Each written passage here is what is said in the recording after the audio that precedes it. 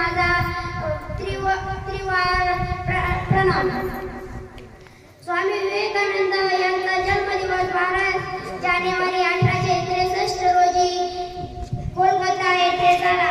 त्यांच्या वडिलांचे नाव विश्वनाथ दत्त व आईचे नाव भुवनेश्वरी होते।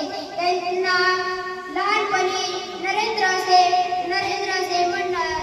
कोणी न्यायासाठी लढले, कोणी सत्यासाठी लढले, कोणी न्यायासाठी लढले, कोणी सत्यासाठी लढले आणि धर्मासाठी लढणाऱ्यामध्ये स्वामीजीच आदर्श ठरले आणि धर्मासाठी लढणाऱ्यामध्ये स्वामीजीच आदर्श ठरले।